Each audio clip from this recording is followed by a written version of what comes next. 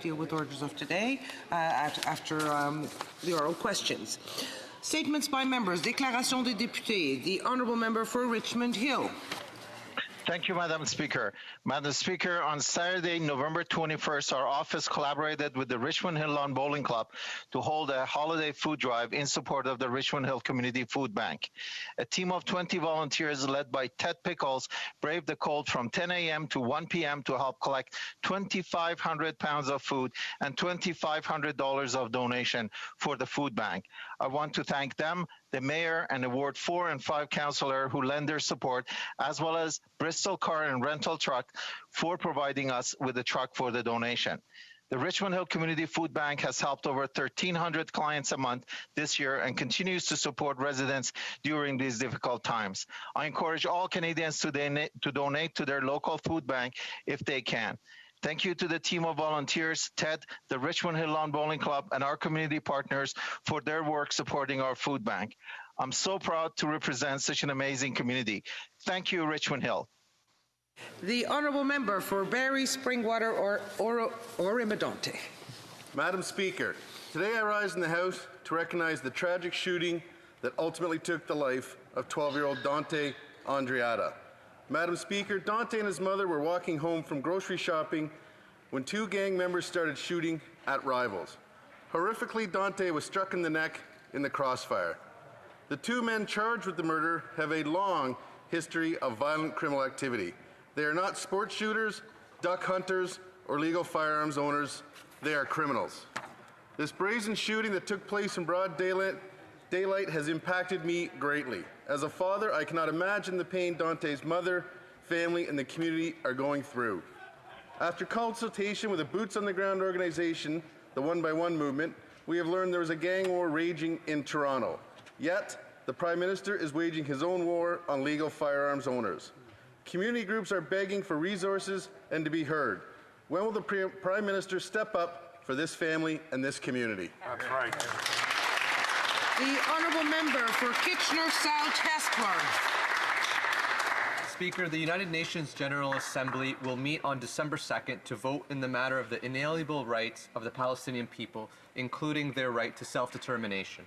Israel and Palestine have been embroiled in a conflict for over 72 years and have faced numerous failed peace negotiations. There are many major factors standing in the way of a two-state solution and a creation of Palestine state. Grievances need to be acknowledged, and peace must be made the main focus. Israel's allies, like Canada, need to make it increasingly clear that continued support for Israel is contingent on their willingness to enter serious negotiations. Madam Speaker, this House should be supporting the government and an overwhelming majority of other countries in intensifying and broadening its support for pro-Palestinian resolutions. L'honorable député de Madawaska. The member for Madawaska-Restigouche. Mr. Speaker, we recently celebrated Small Business Week at a 2020 gala, organized in part by the Chamber of Commerce of Edmundston and Upper Madawaska. Even in times of pandemic, the following entrepreneurs and companies. Et voici les récipiendaires. Here are the winners. Northwest Plumbing and Heating, Young Company of the Year, Bobby's Car Wash and Seals, Innovation Prize for Frontière FM, Community, Hermance Laplante, Alliance Realty, the Samuel Burpee Prize, Group EMS and the Entrepreneurial Award, Dr. Aucoin, for his dentist practice, and Louis-Philippe Nadeau Prize, Jeannette Ouellette. Madam Speaker, congratulations to all these dynamic companies in Northwest New Brunswick who did extremely well even in a pandemic. The Minister of Health said she has the highest regard for Dr. Patricia Daly, Dr. Bonnie Henry, and Mayor Kennedy Stewart. Why then has the minister refused to follow their sound advice and decriminalize simple drug possession to help save lives? In BC alone, 1,386 people have died from overdose. Across the country, over 16,000 people have been taken by the war on drugs. The downtown east side is under siege with record overdose deaths. And we now have the highest COVID-19 infection rates in the city. Our community is also grappling with the largest homeless encampment in the country. We need urgent help from the federal government. Vancouver Council is calling on the government to decriminalize. The province wants the federal government to cost share 50-50 in their aggressive pandemic housing plan to house the homeless.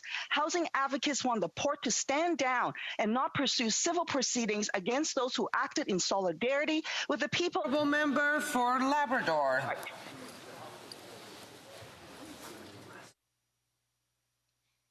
For Labrador.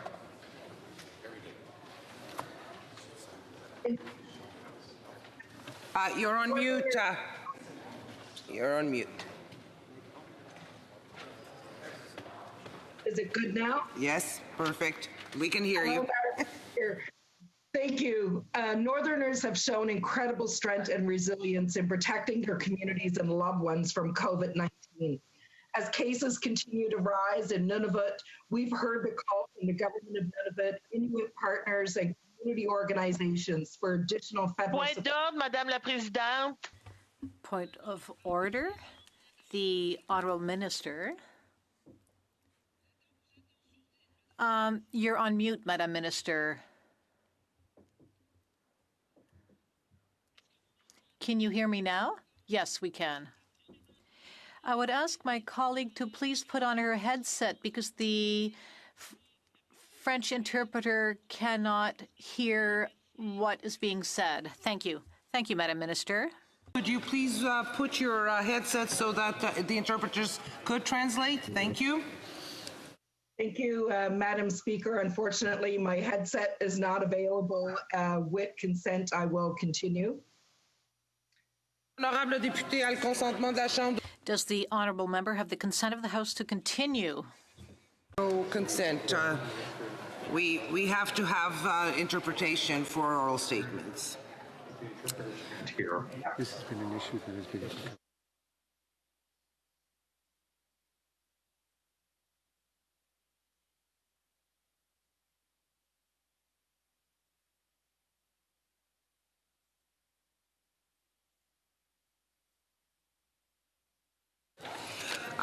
The honourable member for Calgary-Shepherd. Madam Speaker, the COVID-19 pandemic is serious. Compared to the Hong Kong flu of the late 1960s, COVID-19 has resulted in almost 3 times as many deaths. This pandemic, however, affects more than just our physical well-being. April to June saw 302 opioid-related deaths in Alberta, 43% increase from the height of the opioid crisis in 2018. A university study suggests that the socioeconomic upheaval surrounding the virus could result in over 2,100 more suicide deaths, above the Canadian average by the end of 2021. The rising toll of suicides, marital breakdowns, spousal abuse must give pause to every decision maker when looking at new restrictions and considering lockdowns. All factors need to be considered when choosing strategies to end this pandemic, including social wellness, mental health, and economic survival. My constituents are worried that the infringement on our constitutionally guaranteed rights, both big and small, by governments is not being offset by real substantive gains that end the pandemic. Madam Speaker, we cannot continue this way forever. The member for Hochelaga. Thank you, Madam Speaker. Hochelaga lies at the heart of Montreal East, and this huge area has an industrial past. There are thousands of square meters of contaminated land, but there's a lot of potential for green economic development, which will take climate change into account. If we are to revive Montreal East, we'll have to take environmental action, decontaminate the ground, invest in public transport, and in companies which engage in the circular economy. Last week, our government introduced the bill, the Net Zero Emissions Accountability Act. We will make sure there is accountability to Canadians with regard to environmental goals. It'll take several years to deploy the full potential of Montreal East, and I'm determined to work with everyone to make that happen. For Winnipeg North. Thank you, Madam Speaker. It was Joseph Stalin's Russian regime back in 1932 and 33 where he enforced starvation amongst Ukrainian people, Madam Speaker. It has become a genocide recognized as the Holodomor. It is, when you take a look at the 1.3 million Canadians of Ukrainian heritage, you get an appreciation of why that is such an important event that we need to remember. In fact, Madam Speaker, whether you're of Ukrainian heritage or not, the brutal policy of starving people as a form of genocide is horrific, where we saw children actually having to go into fields looking for food, being shot, a population having to eat roots, rats, all sorts of things that had taken place of a horrific nature, Madam Speaker. In Canada, we recognize the fourth Saturday of November as a time in which we should reflect on that horrific incident and just remember it, Madam Speaker. Thank you. The member for Portneuf-Jacques-Cartier. Thank you, Madam Speaker. I'd like to ask the Minister of Agriculture of this government to give some of her attention to the people who work every day to feed Canadians. Farmers are the lifeblood of many rural communities. They've given so much of themselves, and we have to show them some respect. The Liberal government has made a lot of promises to buy their silence and to get farmers to agree to the latest concessions made in trade talks. But it's time for the government to table the schedule of compensation promised to eligible farm producers and processors. That's the very least the government must do to recognize just how important the men and women of this vital sector of our economy are. Supply management must be protected, and our leader has committed to not put it on the table in future trade talks. Enough is enough. Why cause farmers and producers so much anxiety? When you give the illusion of respect, you do what the Minister of Agriculture is doing. She is evasive and changes the rules of the game. So I call on the Minister of Agriculture to stop playing a game of cat and mouse and to keep her promises to our farmers. The honourable member for Hull-Aylmer. Madam Speaker, the first snowfall has suddenly brought on winter, and people are starting to prepare for Christmas. That's a great thing for the Old Aylmer's Christmas market, which will bring much happiness to everyone in this, its 7th year of operation. I'd like to congratulate the organizers for their dedication and creativity. Once again, you've organized the fairy tale event, which will also respect public health guidelines. Great job. People will be able to buy local from farmers and craftspeople in the Outaouais. The Christmas festivities in Aylmer have been an opportunity for the community to come together and showcase the contributions of volunteers. Although the Santa Claus parade must be canceled this year, the Old Aylmer Christmas market will still be held, supporting local farmers, producers, and artisans. I invite you all to come and enjoy Aylmer's natural beauty and heritage amid the... The honourable member for Kildonan St. Paul. Madam Speaker, as the fall economic update draws near, I want to draw the attention of the Minister of Finance to the health and economic well-being of Canadian women who have been hit hardest, by the pandemic. In fact, Canada is one of the few countries in the world where women account for a greater proportion of both COVID-19 cases and death when compared to men. The economic impact of the pandemic on Canadian women has also been severe, and the ongoing mismanagement by this Liberal government will continue to hamper Canada's economic recovery. The failure of the Prime Minister to enact a comprehensive plan to protect jobs that predominantly employ women has led to more than 20,000 women leaving the workforce altogether, with the proportion of women working in Canada now at its lowest level in 30 years, which is as long as I've been alive, so it's quite incredible. The biggest obstacle to the economic success of women in Canada and in my riding is the availability of the vaccine so that the economy can return to normal. Canadian women deserve to know when the vaccine will be available to them and their loved ones. They need to plan.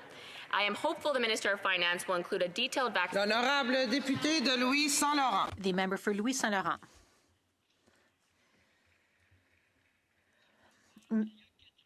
Madam Speaker, 4 years ago, 6 Canadians were gunned down and 5 others seriously injured in the shooting at the Quebec City Mosque. The shooter was condemned to 40 years, as is allowed under our multiple murder legislation. But yesterday, the Court of Appeal reversed that decision and imposed 25 years. It's a sad day, said the president of the Quebec Islamic Center. In 25 years, the shooter will be able to walk free, but not those who died. The act in question was not conservative legislation. It was passed, though, by our government, but left in place by the Liberal government. The appeal court judges called the judge absurd, odious, and cruel. But for us, what is absurd, odious, and cruel is the death of 6 Muslim Canadians who were at the Quebec City mosques and who were shot down by a criminal. Cowichan, Malahat, Langford. Madam Speaker, the coastal waters of southern Vancouver Island and the Gulf Islands are truly beautiful and home to a vast array of life and delicate marine ecosystems. They are among the most diverse in the world's temperate waters and offer fantastic recreation opportunities, including scuba diving, whale watching, sea kayaking, and coastal cruising. For untold centuries, these waters have supported vibrant First Nations coastal communities, and they continue to do so today. Unfortunately, the natural beauty of this area is under threat from the presence of large freighters, which are using our waters as an overflow industrial parking lot for the Port of Vancouver. At the same time, the federal government is actively pursuing the establishment of a national marine conservation area here. If the Liberals truly believe in the work to establish this NMCA, I urge them to support my bill C-250, which amends the Canada Shipping Act to prohibit freighters from anchoring in these waters.